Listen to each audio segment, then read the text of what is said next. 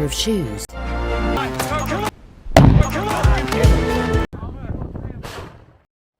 Jirra jirtu hordoftoonni sagantaa keenyaa kun sagantaa fiigicha uumamaati. Sagantaa fiigicha uumamaa keenya har'aatiin sagantaa keenya idilee qabannee dhiyaanneerra. Sagantaa kanaanis immoo balaa bara 2001 fulbaana 9/11 akka ilaalchise namoonni adda addaa garee shororkeessaa Alqaayidaa fi garee Illuminaantiitiif itti gaafatamummaa isaa kennu. Nutis immoo raagaawwan kana boonyee isin biraan gahuudhaaf jirra. Amma xumura sagantaa keenyaatti nu waliin. Akkuma beekamu balaan 911 jedhamee waamamu kun Ameerikaa keessatti mana hidhaa Peentaagoonii fi World Trade Center yookaan immoo giddugala daldala addunyaa irratti qaqqabee ture. Balaa kanaaf Ameerikaan guutummaa isaatti gaafatamummaa garee shororkeessaa Alqaayidaa Osaamaa Bin Laadin durfamuuf kennite. Namoonni adda addaa immoo qorannoo isaanii keessatti garee Illuminaantiitiif kennu. Raagaawwan kanas immoo akka ta'an ilaalla. Gara raagaawwan sassaabamanitti otoo hin seeniin dura balaa kanarraa aga xiqqoo ilaaluun nu mala. Balaan kun gaafa guyyaa 9/11 waan qaqqabeef 911 jedhamee moggaafame jechuudhaan maqaa moggaasa akkasii argatu malee eenyuun akka qaqqabee fi eenyutu duuba balaa kana akka jiru qorachuun baay'ee rakkisaa fi amma ammaatti wal gaafachiisaa ta'eera. Sababni wal gaafannaa kanaatiif immoo namoonni adda addaa Alqaayidaa jedhanii dubbatu, itti aansanii Illuminaantii jedhu. Raagaawwan kunis immoo bakka sadiitti qoonnee ilaalla. Raagaa tokkoffaa balaan osoo hin qaqqabiin Illuminaantiin qaqqabsiisuudhaaf maaltu jira jedhu ilaalla. Raagaa lammaffaa keessatti immoo yeroo balaan qaqqabu Illuminaantii akka ta'e kan mirkaneessumaa jedhanna. Sadaffaa irratti immoo erga balaan qaqqabee Illuminaantiin akka qaqqabsiise raagaa maaltu jira jedhu ilaalla. Fulbaana 11 bara 2001 akka lakkoofsa Awurooppaatti balaan hin eegamne Ameerikaa irra qaqqabuunsaa ni yaadatama. Balaa kanaanis immoo Ameerikaa irra badii lubbuu namaa fi qabeenya hedduun manca'e. Qabeenya kana manca'uufis immoo itti gaafatamummaan isaa akkuma isaaf kenname guyyaa kana xiyyaaronni 4 daandiirra mafkumanii turanii. Xiyyaaronni kun otoo daandiirra mafkumanii deemaa jiranii xiyyaaronni 2 kallattiidhaan gamoo giddugala daldala addunyaa fi mana hidhaa Peentaagoon irratti kufanii. Balaan kun osoo hin dhaqqabiin dura raagaawwan jiran hedduu yoo jiraatanis namni Wiiliyaam Kuupar jedhamee beekamu tokko qorannoo adda addaa gochuudhaan kan beekamu, akkasumas immoo garee Illuminaantii garee yakka taasisuudhaan saaxiluun kan beekamu. Namichi kun otoo balaan kun hin dhaqqabiin dura tilmaama adda addaa kennaa tureera. Tilmaama isaa keessattis immoo fulbaana 9 gaaf guyyaa 11 balaan qaqqabuuf akka jiru dubbatee ture. Balaa kanaafis immoo itti gaafatamummaa kan fudhatu garee shororkeessaa Alqaayidaa osoo hin taane garee Illuminaantii akka ta'e dubbatee ture. Kanaafis immoo maaliif akkas jettee dubbatte jedhamee yoo gaafatamu yeroon humna galaana Ameerikaa irratti gaafatamaa ta'e hojjechaa turetti garee Maajist 12 jedhamu kitaaba maxxansanii balaa kana guyyaa kana dhaqqabsiisuuf akka isaan deeman dubbiseen arge jechuudhaan dubbatee ture. Kana malees balaan otoo hin qaqqabin raagaawwan jiran keessaa bara 1960 fiilmiiwwan hojjetame The Executive Action fiilmiin jedhu mata dureen isaa Executive Action jedhamee kan moggaafameef yakkaa fi ajjecha adda addaa irratti akkaataa gamoon kun haleelamu irratti xiyyeeffatee waan waraabameefidha. Itti aanuun akkasuma bara 1999 fiilmiin mata duree isaa The Matrix jedhamu haala wal fakkaataan akkaataa gamoo kanarratti haleellaan banamuu danda'u irratti xiyyeeffatee kan hojjetamedha. Raagaawwan kun akka sassaabamanitti balaa kana dhaqqabsiisuuf kan jiru garee shororkeessaa Alqaayidaa osoo hin taane Illuminaantii akka ta'etu shakkama. Raagaan inni guddichi fi inni Illuminaantiif itti gaafatamummaa kenne inni kan biraan bara 1975 balaan ibiddaa gamoo kanarratti ka'uudhaan sa'aatii 3f gamoo kanarraa ibiddi boba'ee ture. Garuu bara 2001 sa'aatii tokko keessatti xiyyaaronni itti bu'uudhaan sa'aatii tokko keessatti guutummaa guutuutti daaraatti geeddaramanii. Dhuguma as keessatti sa'aatii kana keessatti xiyyaarota kana keessa fanjiitu jiramoo yookiis gamoo sana keessa fanjiitu jiramoo maaliif sa'aatii kana keessatti daaraatti jirame kan jedhu gaaffii nama hundaa ta'e hafeera. Namoota maratti gaaffii ta'ee garee Illuminaantiitu yakka kana qaqqabsiise jedhanii kan shakkisiise keessaa hojjettoonni gamichaa keessaa muraasni isaanii namoonni sadarkaa gaggeessummaa fi sadarkaa olaanaa irra jiran torban tokkoon dura osoo balichi hin qaqqabiin gara bakka biraatti jijjiiramaniiru. Namoota kaaniifis odeeffannoo wal fakkaataa kenname maaliif gara bakka biraatti hin jijjiiraman inni jedhu gaaffii nama hundaa ta'ee hafeera. Kanaaf namoonni odeeffannoon kenname bakka biraatti jijjiiraman garee Illuminaantiidhaan walitti dhufeenyaa fi garee kanaaf amanamuudha jechuudha. Namoonni achi keessatti hafanii lubbuun isaanii dheedame yookaan lubbuun isaanii guyyaa kanatti akka hin taane ta'e kun immoo hawaasa nagaa odeeffannoo kana hin qabne akka ta'e raagaan agarsiisan hedduutu jira. Inni caalatti nama ajaa'ibsiisee amma irratti namoota hedduu keessatti gaaffii uumaa jiru yoo jiraate aangawoonni mootummaa torbanoota tokkoon dura gara Niw Yoork seenuu akka hin qabne bilbilaan akeekkachiisuu isaaniiti. Kana malees qaamaan ija ijatti wal arganii of eeggannoo akka gara Niw Yoork isaan hin seenne itti himuu isaaniiti. Aangawoota mootummaatiif humni akeekkachiisa kennee akka isaan gara Niw Yoork hin seenne akeekkachiisu kun eenyudha isa jedhu gaaffii nama hundaa ta'e hafeera. Kanaaf garee kana keessaa yookaan immoo balaa kana keessaa namoonni harka qaban jiru jedhamee kan shakkamu namoota garee Illuminaantii keessatti qooda ba'an jedhametu yaadama.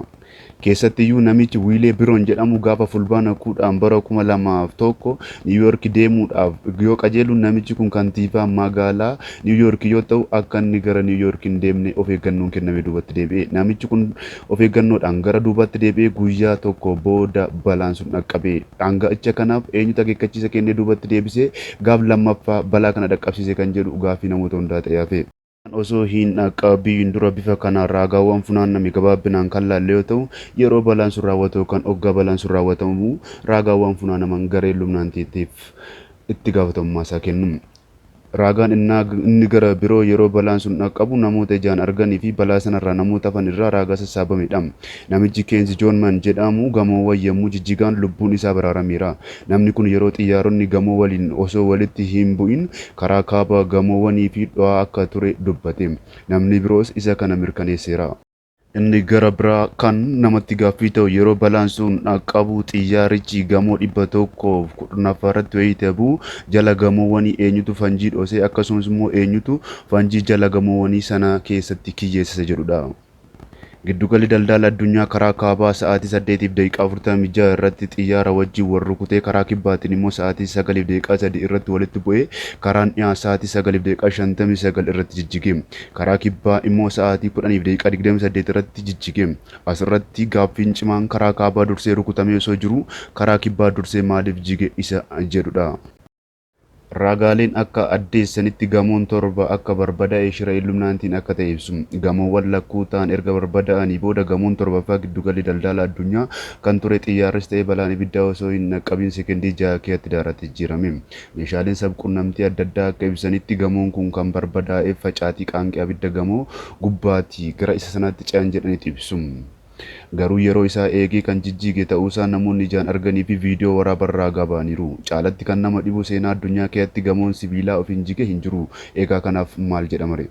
Gama biroon gamoo torbaffaa otoo hin barbadaa'in dura fanjiin dho'uu isaa akka raagaa birootti fudhatama. Namoonni ijaan arganis gamoon kun osoo hin jigin dura sagaleen dho'insaa dhaga'amaa akka ture ibsaniiru. Baarjiingi namni jedhamu akka jedhetti waan tokko bitaanatti galeera. Giddugalli daldala addunyaa gamoon torbaffaa maaliif dursee jige? Dhimmi kun garmalee ifanaaf hin taane kana dhaga'ee hin beeku. Innis sagalee dho'isaati. Sagaleen dho'isaa kun eessaa akka dho'e ammayyuu anaaf gaaffiidha jechuun dubbata. Yeroo balaan kun dhaqqabaa turetti miidiyaaleen addunyaa gurguddoo kallattiin gabaasaa turaniiru. BBC'n garuu roga biroo bu'uureffatee gabaasa turuun isaanii yaadatama. Gabaastuun BBC kan turte gabaasa ishii keessatti Islaandiyaan akkas jette gamoo giddugala daldala addunyaa torbaffaa sa'aatii 5 irratti barbadaa'e jetteetu gabaaste turte. Garuu wayita isheen gabaastu gamoon sun hin jigne. Erga isheen gabaastee turte booda daqiiqaa 20 booda barbadaa'e. Kun maal agarsiisa? Miidiyaalee gurguddoo addunyaa keenyaa irratti eenyutu olaantummaa qaba?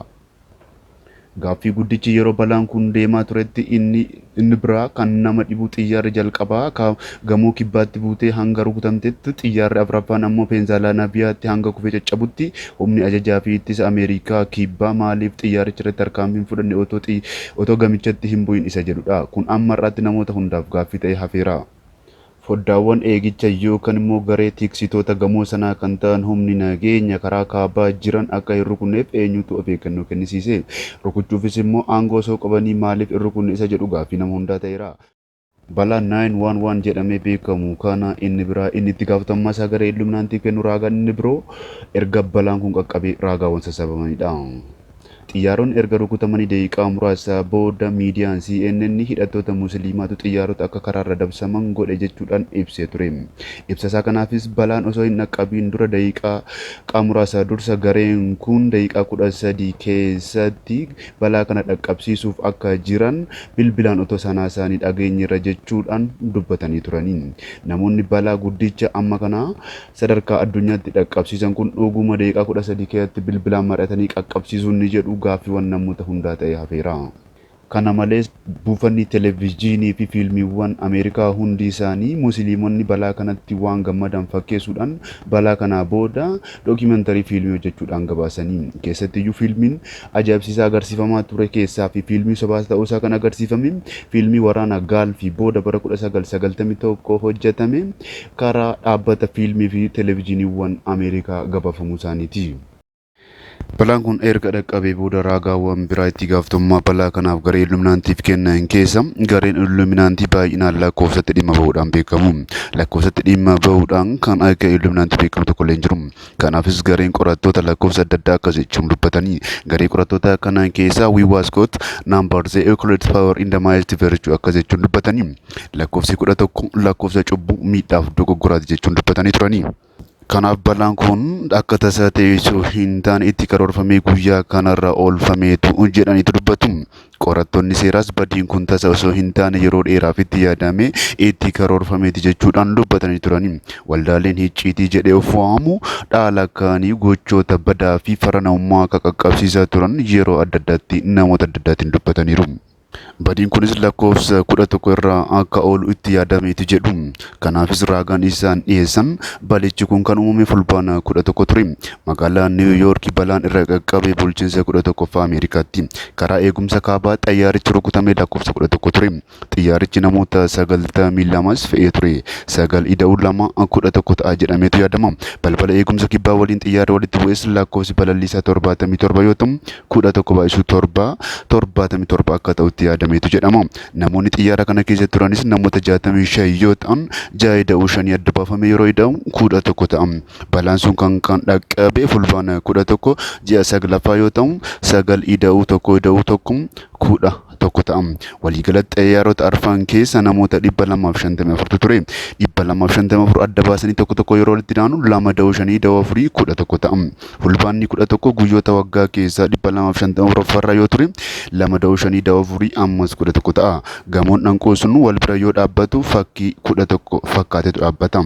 Waggaan xumuramuuf guyyaa nafa yoo jiraatan guyyaa 111. Kanaaf lakkoofsi 11 kun lakkoofsa cubbuu fi lakkoofsa dogoggoraati jechuudhaan gareen adda addaa dubbatu.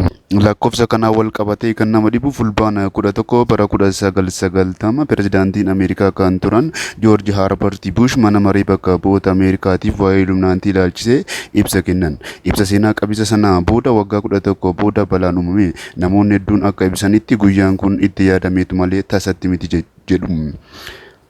Dabalataanis waraanni addunyaa tokkoffaa kan xumurame gaafa guyyaa 11 ji'a 11 sa'aatii 11 irratti dhukaasa dhaabuudhaaf waliigaltee mallatteeffame. Kanaafis raagaan jiru akka ibsutti waraana kana keessatti harka kan qabullee Illuminaantiidha jedhu. Kanaaf egaa caqastotaa fi dhaggeeffattoonni sagantaa kanaa garee Alqaayidaa moo Illuminaantii isa jedhu waliin murteessina. Sagantaan keenya har'aa kanumaan kan xumuramu yoo ta'u sagantaa barsiisoo bashannansiisuuf kan biroo argachuudhaaf fuula chaanaalii Fiigicha Uumaa jedhu sabiskiraayib laayikii fi sheer gochuudhaan ni bukkee dhaabbadha.